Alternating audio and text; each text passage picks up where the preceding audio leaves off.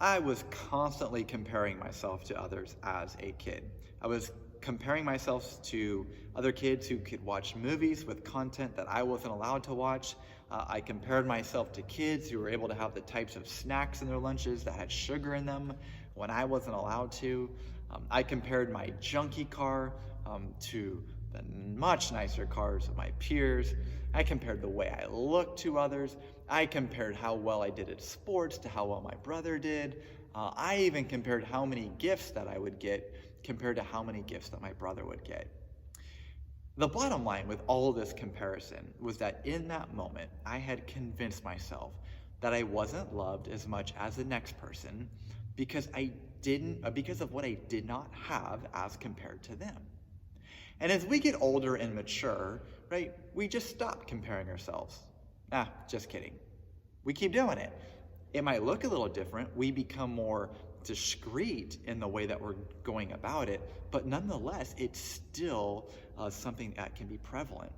And the way we do it, even though it changes, can still really sour the way we live out our faith. And so as we continue to look at the theme of spiritual gifts, we're going to see that when it comes to gifts, the temptation to compare ourselves to others can be very challenging. So let's dive in. 1 Corinthians 12, 15 through 18. Now, if the foot should say, because I am not a hand, I do not belong to the body, it would not for that reason stop being part of the body. And if the ear should say, well, because I'm not an eye, I do not belong to the body, it would not for that reason stop being part of the body. If the whole body were an eye, where would the sense of hearing be? If the whole body were an ear, where would the sense of smell be? But in fact, God has placed the parts in the body, every one of them, just as he wanted them to be. Now, many of us by nature are insecure people. And this doesn't magically go away just because we become Christians. It just changes the environment in which we feel the need to compare ourselves. So Paul uses the imagery that suggests that if body parts could talk, that they would find themselves comparing themselves to one another and wallowing in self-pity. Right? The ear says, well, since I'm not the eye, I'm not really a part of the body. I mean, at best, I'm like a second-class citizen. Right? In many ways, what Paul is saying is that when we complain about our spiritual gifts or we compare ourselves to others, we're in essence saying that God made a mistake.